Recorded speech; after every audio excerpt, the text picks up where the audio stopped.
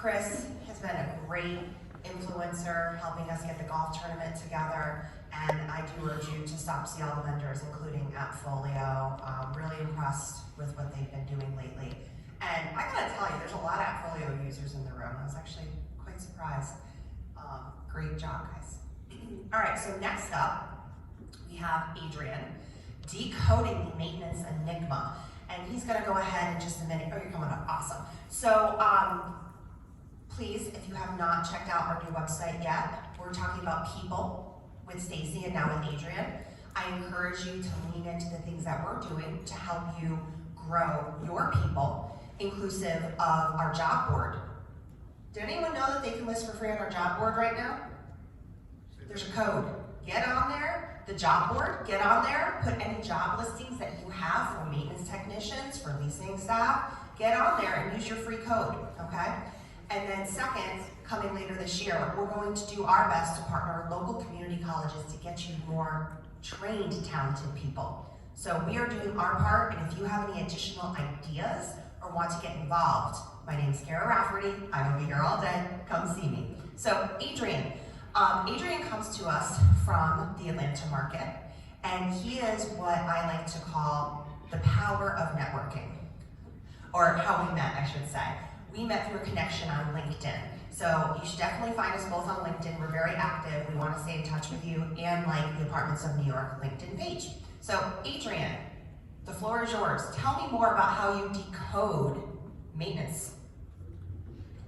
Thank you for having me here today. And good morning, everyone. A little bit about me, a little bit about my background before we start the presentation. I've been in multifamily for 19 years. Started as a groundskeeper, worked my way up to several maintenance director positions, regional level. I work for large companies like Greystar, Corlow Partners, Balfour Beatty Communities. Learn a lot about the business, not just the maintenance side of things, but about the business in general. And I'm very passionate about people. I'm very passionate about maintenance and about people in maintenance. I've spent thousands of hours getting to know what our people, what maintenance professionals are expecting from a maintenance job, from a profession. And this is how I came up with this presentation. If there's any questions at any given moment of the presentation, please raise your hand. It doesn't, this is not meant to be me talking at you. I want to make it as interactive as possible. For that reason, I want to step down so I don't look at you, look down.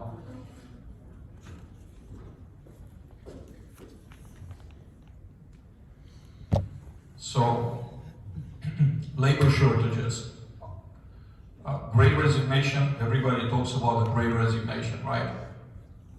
Some of them are calling it the great shuffle. Some of us are calling it the great awakening. I heard this term recently. Why is it a great awakening? People learn what's out there on a daily basis. So back in the day, we didn't have social media. Way back in the day, we didn't even have the internet. So all we knew was the job we did. We didn't really know what the person at the company down the street was doing or what their benefits were. There was no, the information was not that easily available. Today, everything is available.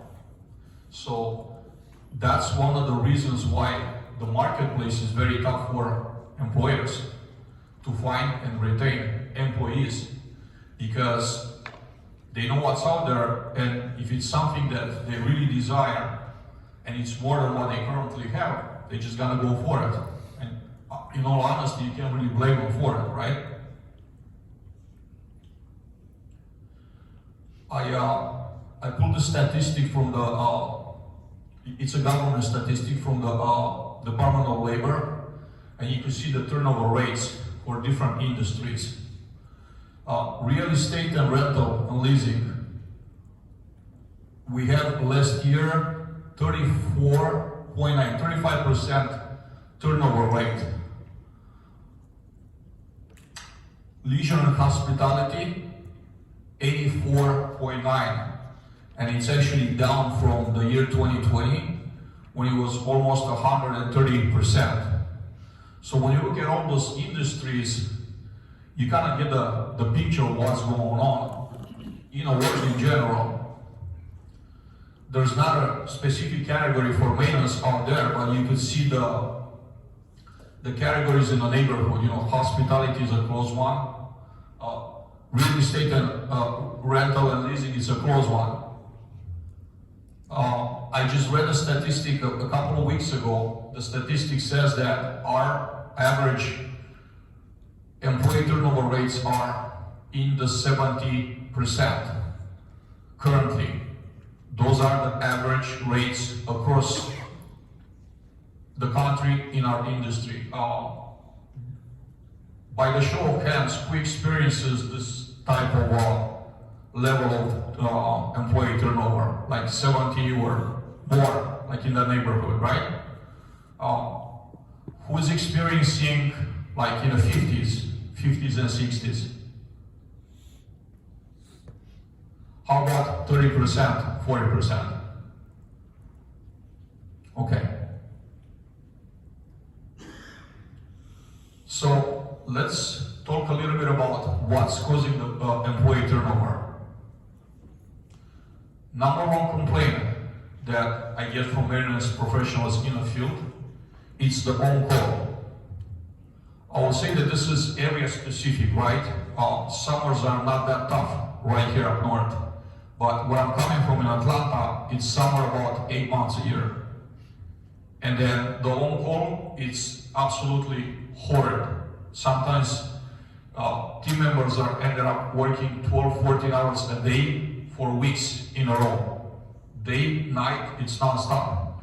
HVAC calls mainly, and it happens that in the summer you get the most floods for some reason.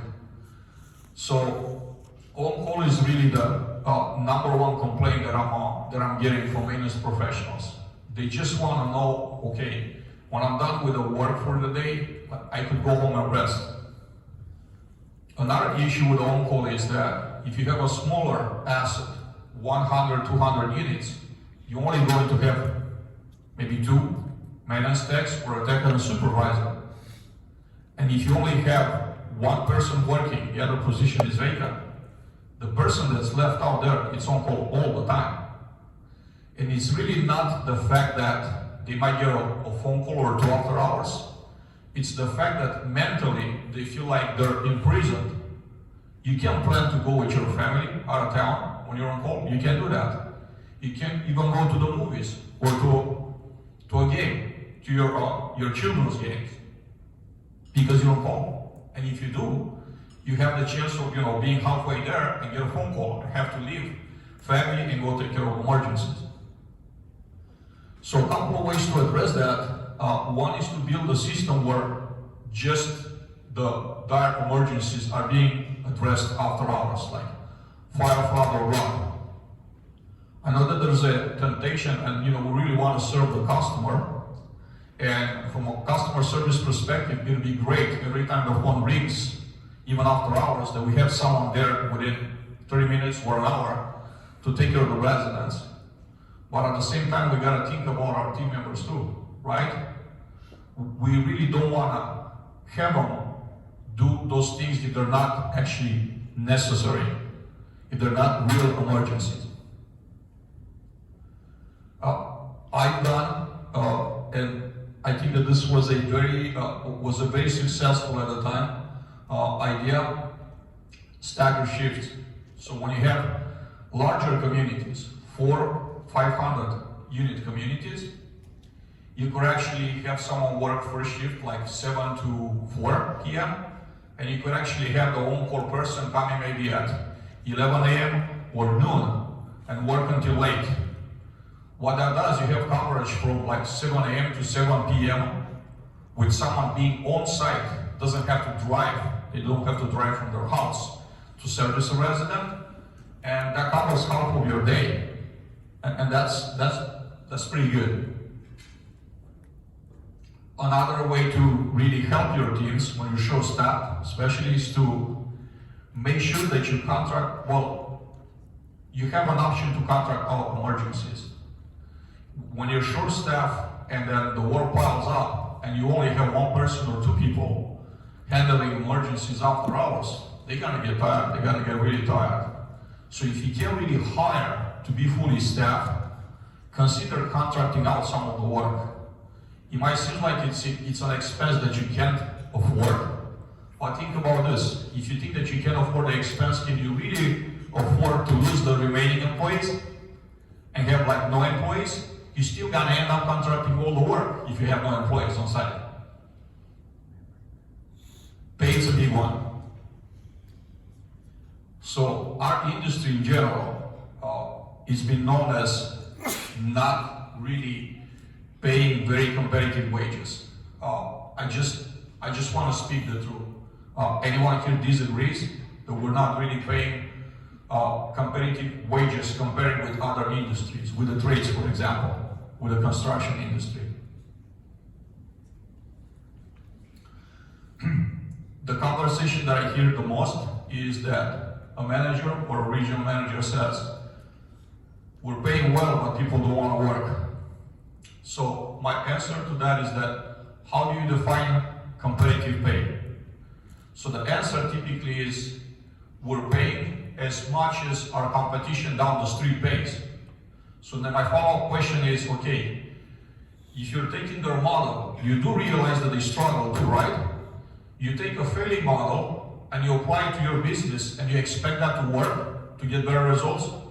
Even if you pay a little bit better, it's probably not gonna be enough. 50 cents or $1 an hour more than what your competition down the street pays. Because why? Your candidates are looking at things globally. They don't necessarily just look within the industry. They're looking at all the jobs that are available. Sometimes trades from the same family as maintenance, sometimes completely unrelated industries. Do not be surprised if you're neck and neck with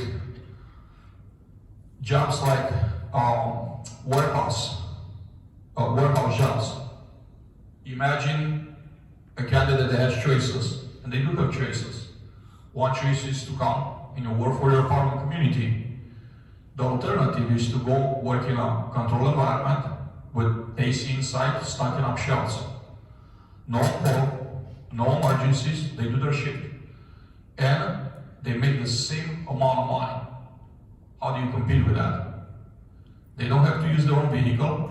They don't have to, use it for work, which typically apartment industry requires that. They use their own vehicle, we don't provide transportation.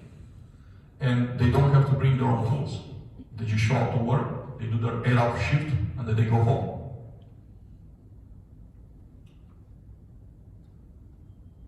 When you lose employees, I think it's important that you track where they go. Are they going within the industry, staying within the industry, or they're going outside the industry, going to trades? Ask them the questions, why are you really leaving?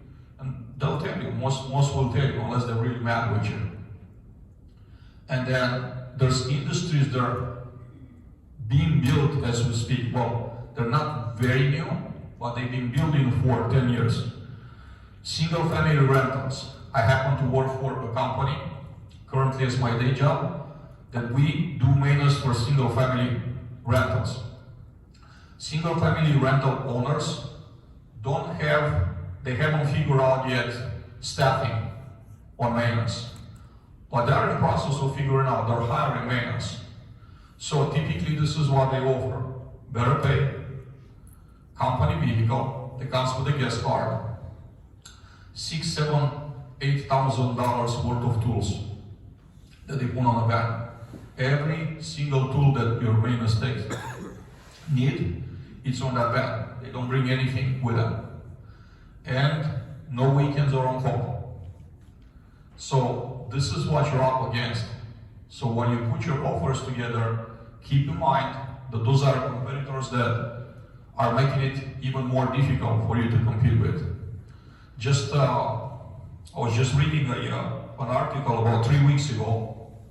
Blackstone, the large investment firm, decided that they're going to spend $50 billion in buying single family homes.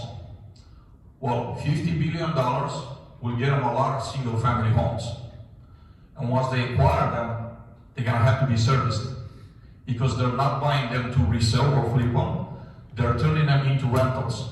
So guess where they're gonna get their employees from? It's gonna be multifamily. So multifamily has a shrinking pool of talent, and then it gets smaller and smaller by the day, because other industries are coming and pulling from this pool of talent right here. So just for awareness, keep that in mind. This is an exercise that I've done probably 10 days ago. I went on Indeed, and I looked at the type of jobs that are advertised right here in this area. Maintenance technician, service manager, and also trades. So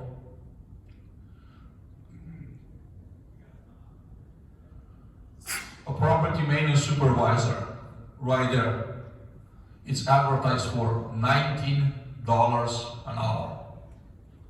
I mean, honestly, I haven't put the company names right there on purpose. If one of them is your company, if it wasn't done on purpose, I just wanted to do the screenshot so I could show how much of a discrepancy is between what the market pays here in multifamily, what other trades are paying. So someone expects to hire a maintenance supervisor, and when you look at a brief description, they want more than 5 years prior maintenance skills. They want a skilled maintenance person that has more than 5 years experience, drywall, painting, light, plumbing, basic electrical cleaning, and general maintenance repair skills. Some HVAC is also expected for $90 an hour.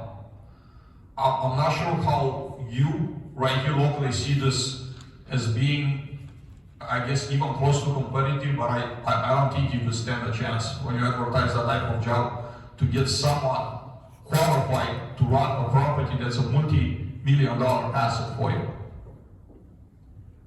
When you look at a plumber, how much they could make, it starts at $35 an hour. They might not go up to 75, but at $35 an hour, they're already $20,000, $25,000, $30,000 more than what a service manager, maintenance supervisor will make. So that makes you wonder, what's the incentive for them to come work for you when they have those opportunities out there? And they're all available, they're all on Indeed. I haven't done any special research. Literally, I just search in this area right here, different trades: plumbers, HVAC technicians, electricians. So that's what you're up against.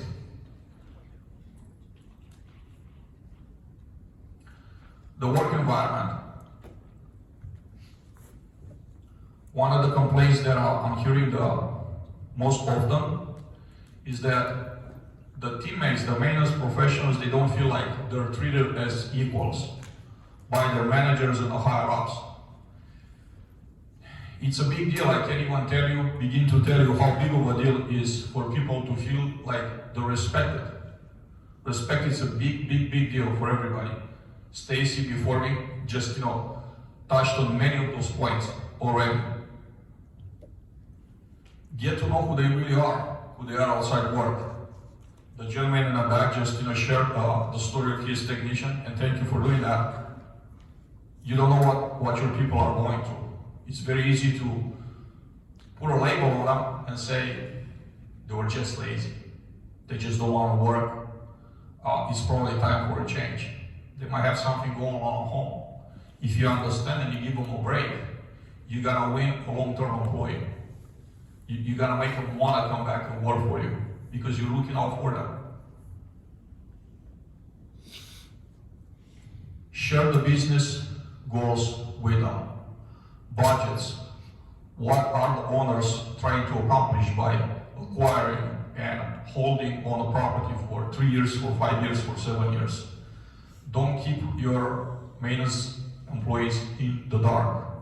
It's very important that they understand.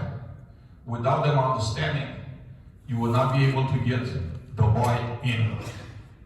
right? Because they're never going to feel like they're part of something that's bigger, a business goal, a purpose. One of the most annoying questions for them is, what did you do today? It's not that you don't want to gauge their productivity, their output, but there's a time and a place and a way to ask the question. If you ask it that way, bluntly, what did you do today?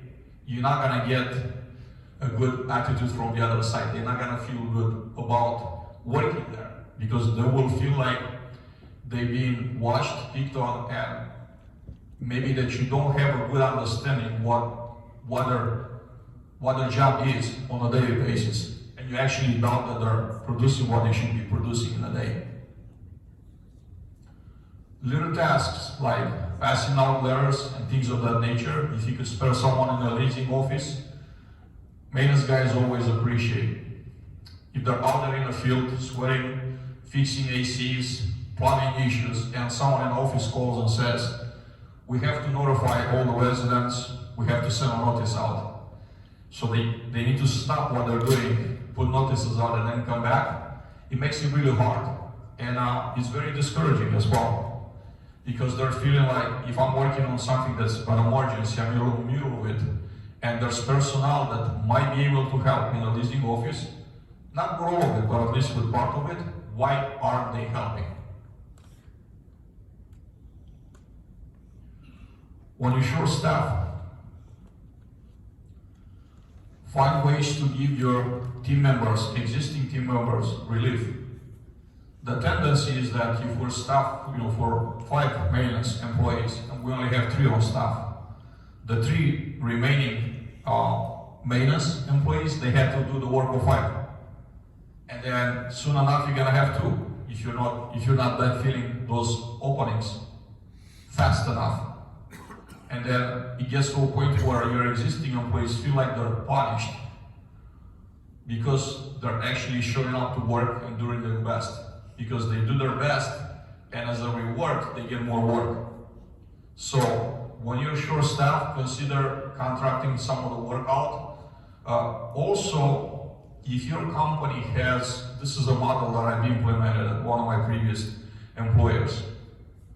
If your company has, let's say, right here in this market, 10 properties, look at this portfolio this way, especially if you're a regional or someone in a corporate position. I have 10 properties. The average number of openings at any given time in maintenance for me, it's 5. So at any given time, I know that I have about 5 openings. So you're gonna have payroll available, because at any given time you're not paying 5 employees. So that's payroll that's available to you to spend, right? To hire, but because you can't hire fast enough, what you could do, you could create a support team at the corporate level, and you don't have to hire 5 people. You only have to hire 2 or 3 people probably, highly qualified, pay them well, and have them manage them and send them to the properties that are short staffed to give the site staff relief. So I've implemented, I created this model at one of my previous employers. We had 25 properties over 6 states and in the Southeast. Before COVID, we started this program, and we were able to close every single weekend, every single week on Friday, in single-digit numbers, average pending work order requests. So in other words, I had 25 properties, and then I had less than 250 work orders pending at closing on Friday. Every Friday evening for 85 weeks in the row. We didn't miss this average number. I think it's pretty impressive, and part of it was due to the fact that we had a corporate team that I coordinated, and I sent my guys to the sites that needed the most help. This way, we kept giving relief to the sites that needed the most. Here's some statistics right here that I got from very reputable companies.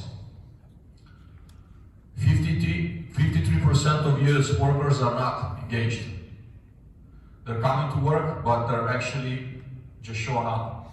They're not really engaged in a company mission. 47% of the employees actively looking for a job say that they would prefer working for a company with an established and thriving culture. We're gonna get to the culture in just a little bit. And 61% of American employees are reportedly burnt out in their jobs. 61%. That is a lot.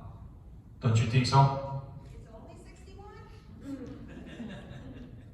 The numbers could be higher. When I'm looking at those numbers, I think that not necessarily that they're downplayed, I think they're underreported.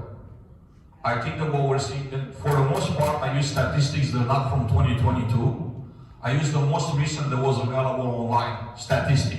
So those numbers in 2022, I think that they're significantly higher, which should be concerning for all of us as employers, as managers.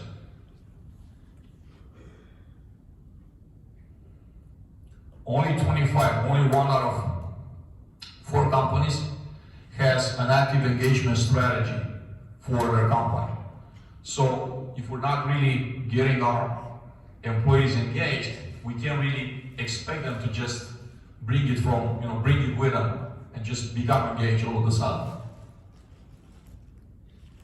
75% of those that voluntarily resign, quit, they're saying it's because of they have a bad boss. So I think everybody here in the room knows the saying that people don't quit companies, they quit bad bosses. Another reason for losing great talent is the perceived lack of opportunity or career path. This is a theory that I have. Each company that really says that they value their maintenance employees, they should have the same number of maintenance support employees at corporate level as they have regional managers and other support personnel. So in other words, ideally, for each regional manager, you will have a regional maintenance director. Because in all reality, a regional property manager cannot properly oversee maintenance. First of all, it's not what they do, it's not their background. So they don't understand properly all the maintenance issues and challenges. So if you had a regional manager partnering with a regional maintenance director or with some support, sometimes it doesn't even have to be director level. It could be a floating service manager. It makes all the difference in the world.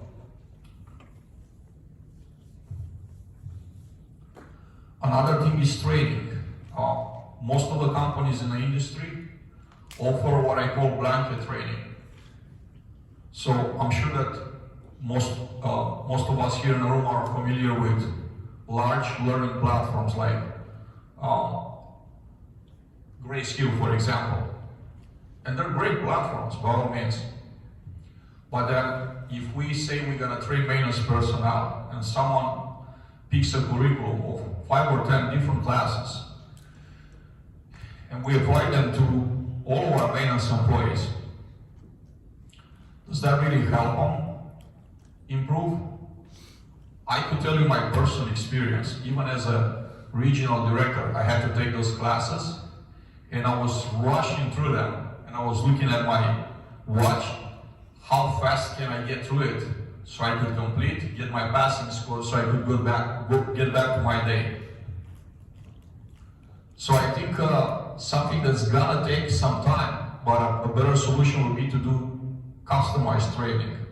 Ask your employees what they wish to improve on.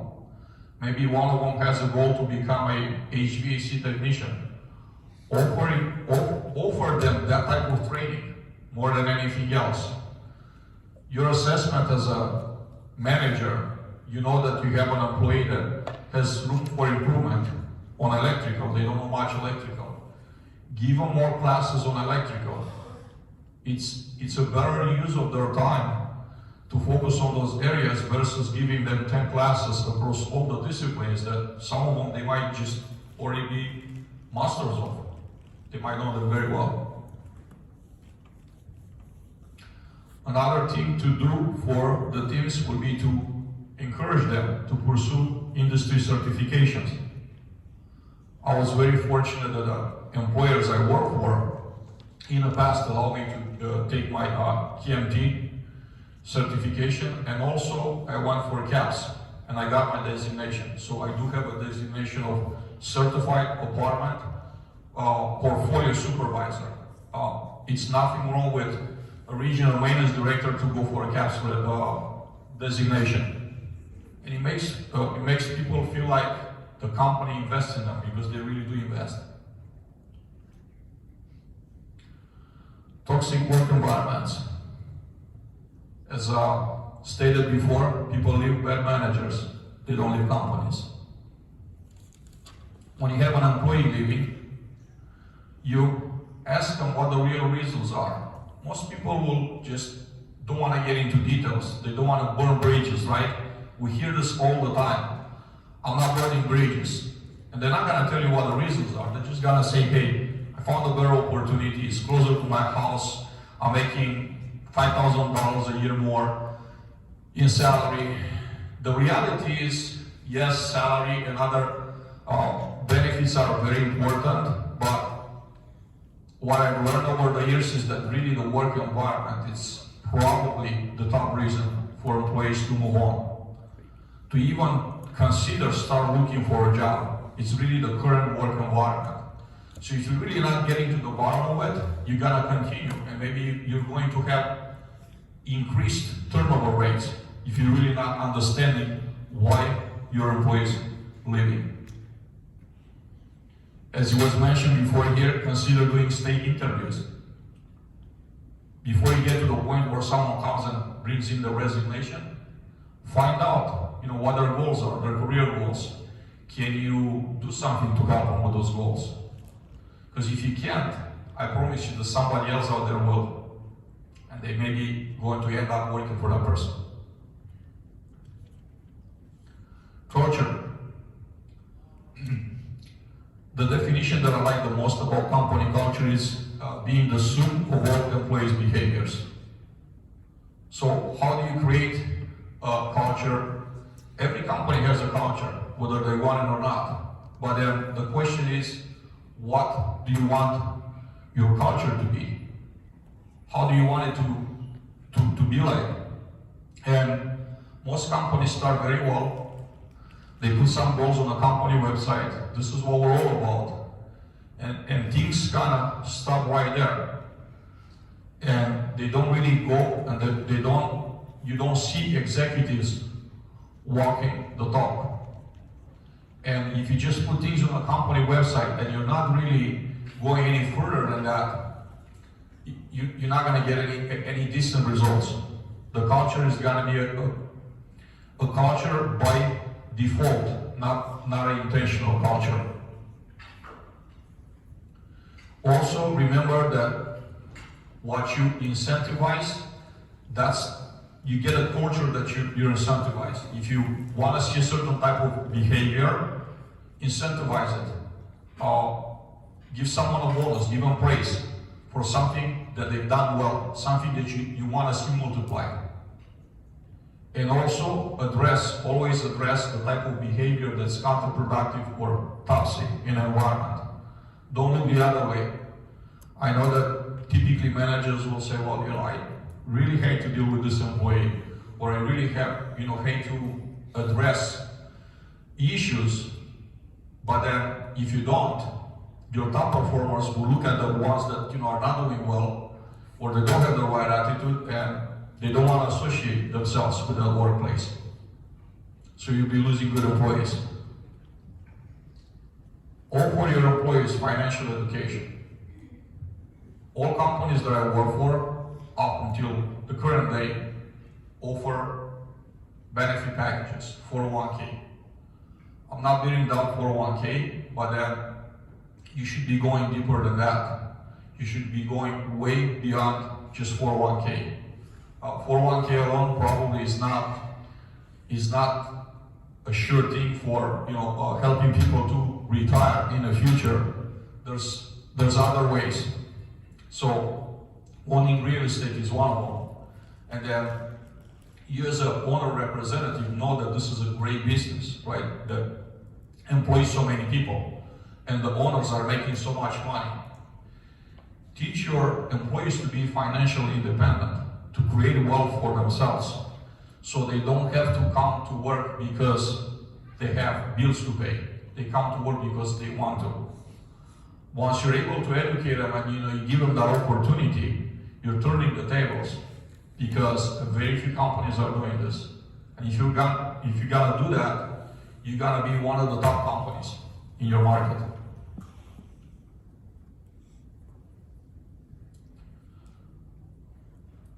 Finding the talent. How do we find talent? Typically, it's cheaper to build your own than to just hire already experienced professionals. Of course, if you are a smaller company that doesn't have too many maintenance employees, it's kind of hard to build an apprenticeship program. But if you're a company that has 10, 15, 20 properties or more in a specific market, you definitely have some opportunities out there. And you don't have to pay extra really. It's part of the support team that I mentioned earlier. If you have 5-7 vacancies average any given time, hire 2 green people right out of school and have them run with your experienced tax and service managers and have them learn. And hopefully they're gonna consider this is a great career and a great company that I wanna stick with, and they will turn into great employees.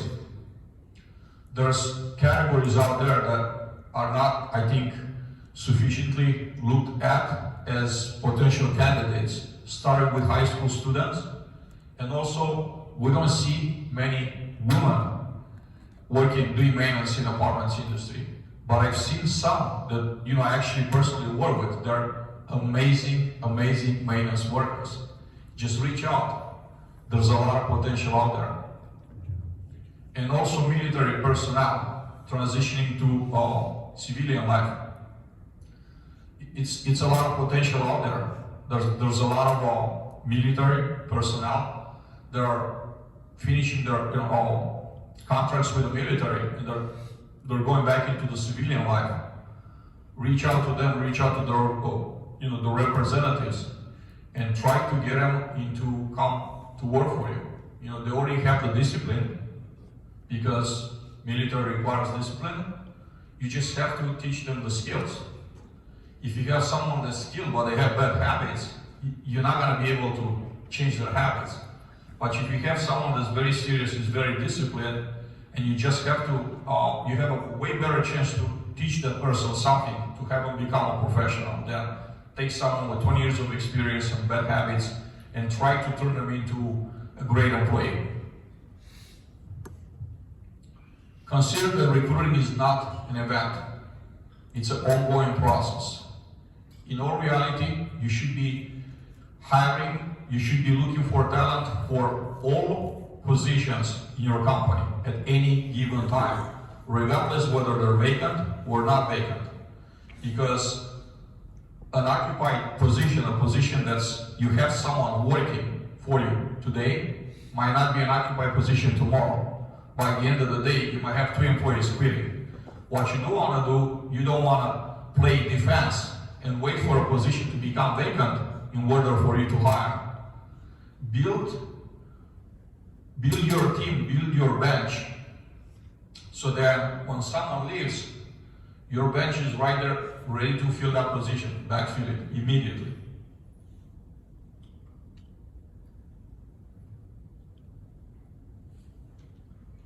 One of the things that I came with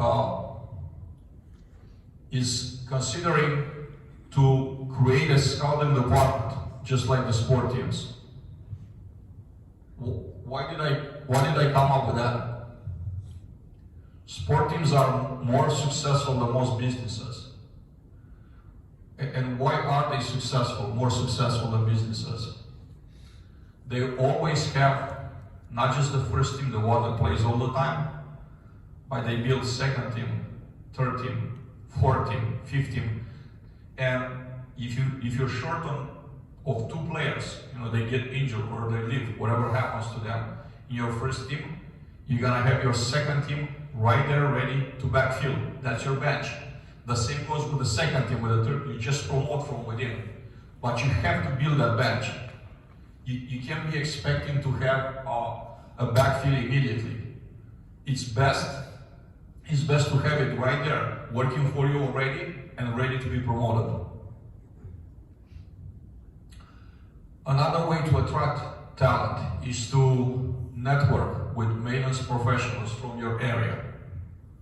Find out who the players are. Go to Facebook groups that are maintenance related. Read the comments right there. See who are the leaders out there. Try to reach out to them, not necessarily to offer them a job. Try to network. Start networking and say, hey, I'm with so-and-so company. I would like to network with you. If they see you as a trusted professional, as a trusted connection, chances are when they're gonna be in a need of a job, they're gonna come to you first before they go to Indeed. But if you're not taking that step, there'll be somebody else that is, and they're going to go to that person first.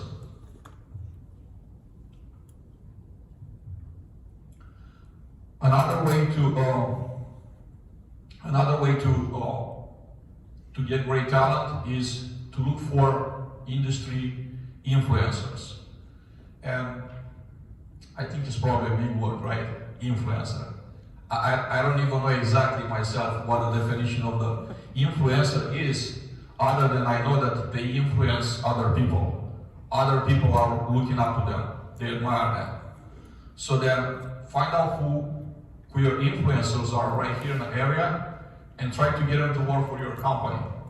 I can promise you that they will bring more talent in for you, because people want to work with people that they like and they admire.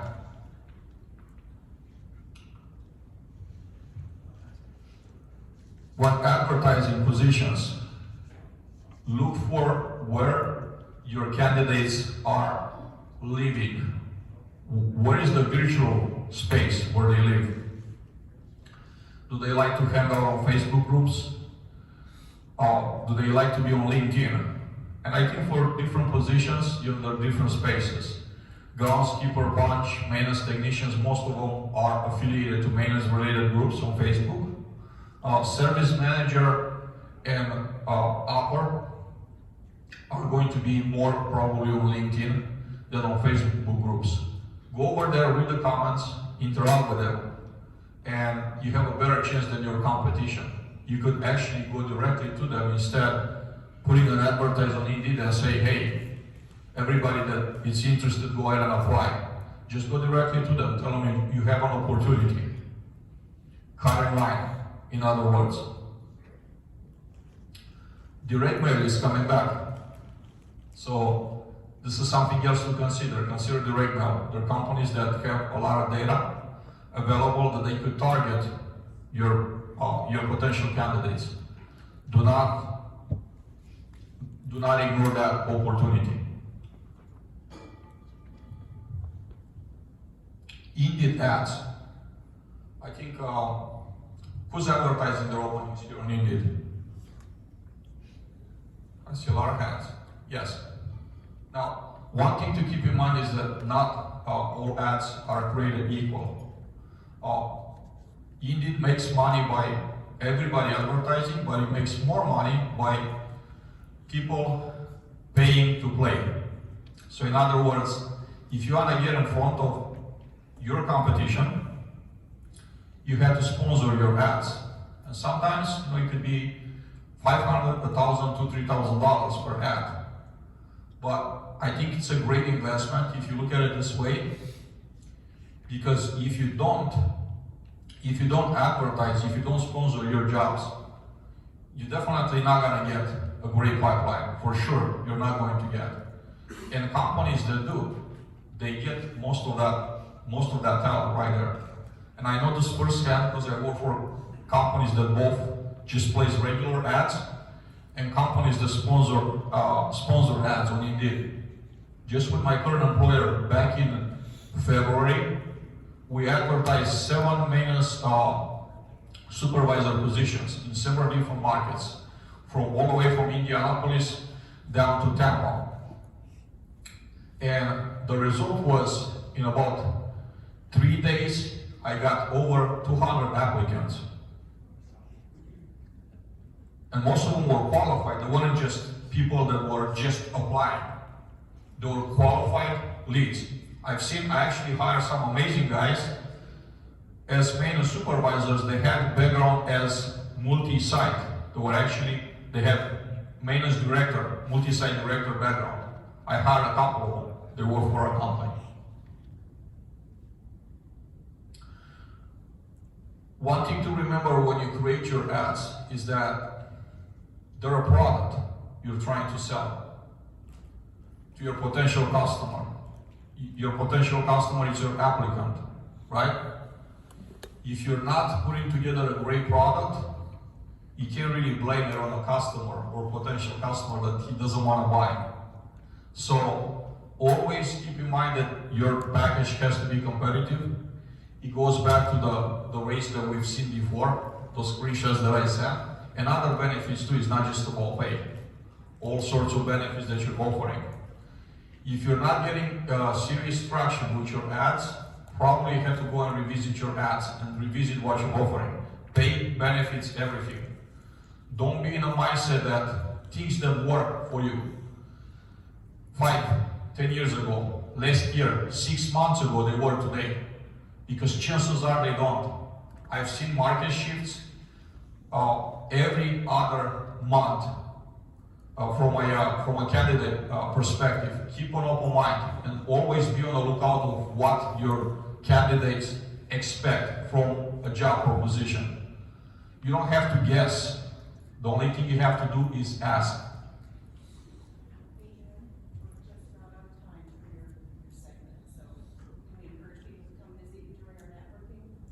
Absolutely. When is it a networking event?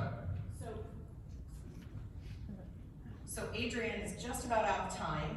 We could listen to you talk all day long, but we have a half-hour break now where you can visit our vendors in the back and talk to our speakers. So if you can find a spot in the back or at your table, we'll encourage people to maybe hear the rest of your presentation up close and personal. I do want to add that if you have not found Adrian yet on LinkedIn, I encourage you to do so.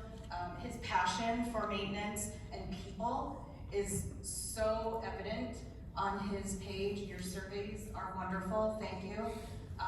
And also as a reminder right now, you can post your open positions for free on our website. So please visit all of our vendors and we'll check back in about half an hour. Thank you very much. Do you think the slides are available for whoever wants the presentation? To email it to them? Yeah. So there were only maybe 4 or 5 slides left that I didn't go over. I did go over most of the presentation. And if you do want to have a copy of the presentation, I'm happy to share. And it's available. Just email the association, they'll send you a copy. Thank you all very much.